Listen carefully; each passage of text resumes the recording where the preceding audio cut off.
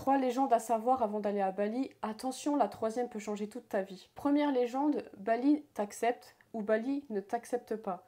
Soit tu vas avoir des merdes, soit tu vas pas en avoir. Beaucoup de personnes ont eu que des problèmes en allant à Bali et j'en ai connu beaucoup qui, moi j'avais aucun problème et elles avaient mais que des problèmes. En gros, l'île elle voulait vraiment pas d'eux quoi. Si Bali ne t'accepte pas tout de suite, ça veut pas dire que plus tard elle ne t'accepte pas. Je pense qu'en fait c'est une question d'énergie et vu que un petit peu après t'auras évolué, bah quand tu reviens tu peux être accepté.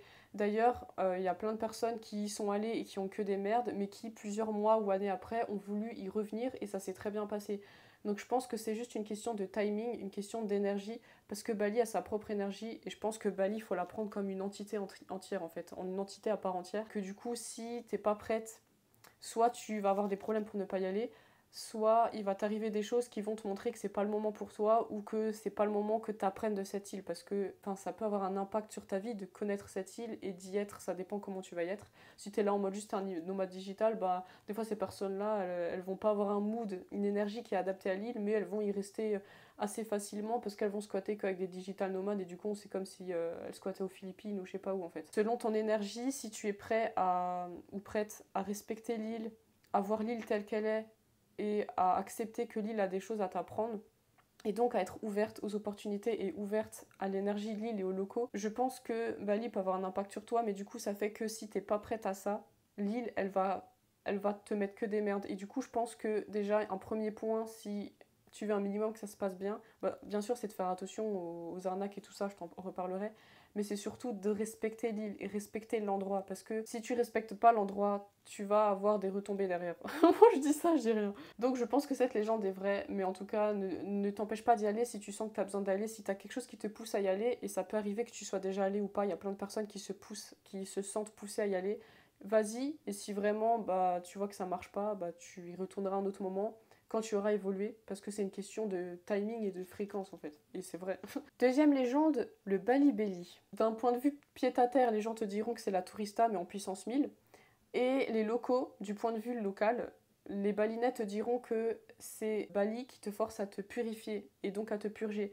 Parce que moi je l'ai jamais eu, parce que quand j'étais malade, quand j'étais mariée, je pense pas que c'était le Bali Belly parce que je vomissais pas, j'avais des problèmes à l'intestin, à l'estomac, mais je vomissais pas et c'était pas au point où j'étais mal comme certains disent quand ils ont le Bali Belly. Donc je pense que j'avais pas le Bali Belly, pourtant on se brossait les dents avec l'eau du robinet. Hein. Apparemment, quand t'as le Bali Belly, t'es purgé, t'es vraiment réellement purgé en fait. C'est une tourista puissance 1000. Vraiment, on sait que les énergies négatives peuvent sortir par le physique. Et donc, il y a peut-être moyen que ce que les locaux disent, c'est vrai au niveau du fait que Bali te force à être purgé et donc te donne le Bali Belly pour que tu sois purgé des énergies négatives si tu veux pouvoir rester sur l'île. Et si tu veux pas peut-être tomber dans le premier cas, tu vois que j'ai dit avant. Donc, dis-moi ce que t'en penses. Est-ce que pour toi cette légende est vraie? Est-ce que toi, si tu as déjà eu le Bali Belly, tu penses que c'était parce que tu as mangé où il fallait pas?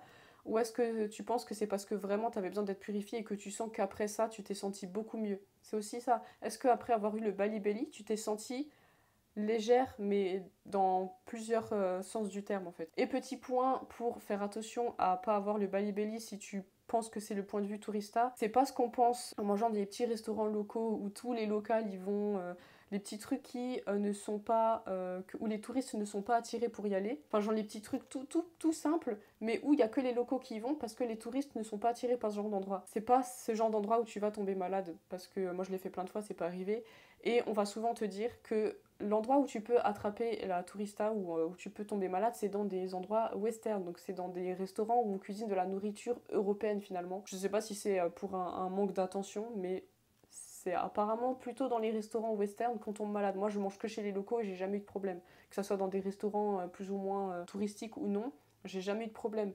Et même l'histoire des crudités et des glaçons, j'ai jamais demandé à ne pas en avoir et j'ai jamais eu de problème. Donc, troisième légende, et celle-là on en entend beaucoup moins parler, la rupture amoureuse. C'est si t'es en couple, il est probable que ton couple se rompt. Je vais préciser à ça que c'est pas fatal, c'est pas forcément pour tout le monde, mais il y a beaucoup de personnes qui ont dit qu'en étant allées à Bali, elles ont rompu avec leurs copains qu'elles avaient déjà avant d'aller à Bali, elles ont rompu sur place ou en revenant chez elles. Ou enfin chez eux quoi. Est-ce que c'est vrai, est-ce que c'est pas vrai? Je pense que ça dépend juste de ton couple à la base et ça dépend des gens en fait, ça dépend, c'est pas fatal. Donc si tu comptes y aller avec ton couple, ne t'empêche pas d'y aller parce que n'empêche que c'est un bel endroit. C'est un bel endroit où profiter pour faire des noces, une lune de miel ou des endroits où aller dans un hôtel en amoureux, aller dans des restaurants en amoureux. Le service à Bali est tellement qu'un accueil, un bon service, un service soigné et chaleureux que c'est un super endroit pour aller en... Mais il y a quand même beaucoup de personnes qui ont dit ça. Mais je pense que c'est une question de... En fait, ce qu'il faut faire attention de base, c'est de savoir est-ce que ton couple il est stable à la base. Parce qu'en fait, ce qu'il faut savoir, c'est qu'à Bali, l'énergie est haute, mais elle est très stable. Donc elle est haute, mais elle est stable. Donc si ton couple, je pense il bat de l'aile, ça va pas aider du tout. Et de toute façon, tout ce qui est un petit peu sorti de zone de confort et sorti de routine, si ton couple il va pas bien à la base, ça va pas aider. Après, les vacances, pour certains couples, ça va les aider parce qu'ils vont sortir du quotidien où ils doivent faire à manger, faire toutes les choses quotidiennes. Mais si c'est pas stable à la base, ça peut arriver, mais c'est pas fatal non plus. Que vu que l'énergie de Bali est stable, elle va remettre les choses en place. En fait, ce que je dirais justement, c'est que Bali a une tendance, et ça je l'ai vu chez moi, je l'ai vu chez beaucoup de personnes, Bali a tendance à remettre les choses en place, elle a tendance à recalibrer les choses, que ça soit physiquement ou mentalement en fait. Elle a tellement une énergie stable et une énergie qui te met sur le droit chemin, c'est un petit peu comme ça que je vois, que du coup ça va te remettre les choses en place. Donc si ton couple est pas juste, en fait dis-toi que si ça rompt, c'est que c'était pas juste. Si tu vas aller à Bali pour être sûr si ton couple est bien, va à Bali, peut-être que tu auras une réponse. Parce que je reviens sur un petit bonus aussi que je veux rajouter, c'est que Bali, si tu vas à Bali avec une intention d'avoir une réponse sur quelque chose, ou même des fois ça va te donner des réponses sans que tu l'aies demandé, tu vas avoir des réponses. En général, Bali, c'est un endroit où tu peux avoir des réponses, c'est un endroit où tu peux avoir des prises de conscience. C'est un endroit, si t'es un minimum ouvert et que t'es pas là trop en mode négatif, ou même juste en fait, des fois ça peut aider, hein, même si t'es en mode négatif, tu viens avec une intention de réponse. En général, Bali va te permettre de trouver une certaine énergie qui va faire que tu vas avoir des réponses ou tu vas être mis sur le chemin. Et je pense que tout ça, c'est parce que Bali, les gens là-bas travaillent beaucoup avec l'énergie, beaucoup des travaillent sur l'énergétique, avec les cérémonies, avec tous les gens qui sont là-bas, et aussi par rapport à la mentalité des locaux ou des gens qui y sont. Bah, il faut savoir que dans un endroit où tu vas avoir une majorité de personnes qui vont penser d'une façon, ça va créer une énergie collective qui va impacter. Si tu regardes en France, l'énergie n'est pas du tout la même. Et si tu restes longtemps à Bali et que tu reviens en France, tu vas voir qu'il y a un décalage. Je dis ça. Mais voilà, donc du coup, c'est à savoir. C'est pas fatal, mais c'est à savoir. Éloigne-toi de tout ce qui est Canggu, Seminyak, Ubud et Ganyal, ça dépend des endroits où tu vas. Mais éloigne-toi des endroits trop expat en fait. Quelques bouts de chemin, quelques bouts de rue à un autre, hein. Mais tu vas voir que tu vas pas vivre l'expérience de la même façon. Il y a beaucoup de gens qui disent que Bali est dénaturé, mais ça dépend juste où tu vis et comment tu vis. Si tu veux plus d'aide sur ça, je peux t'aider parce que je suis une ex-locale, donc je peux t'aider sur ça pour savoir où aller, comment y vivre et les activités. Donc n'hésite pas à m'écrire sur les liens. Mais en tout cas, voilà, sache tout ça. Mais si tu te sens porté par l'énergie du lieu et si tu sens que tu as besoin d'y aller et que tu ressens que Bali t'appelle, vas-y.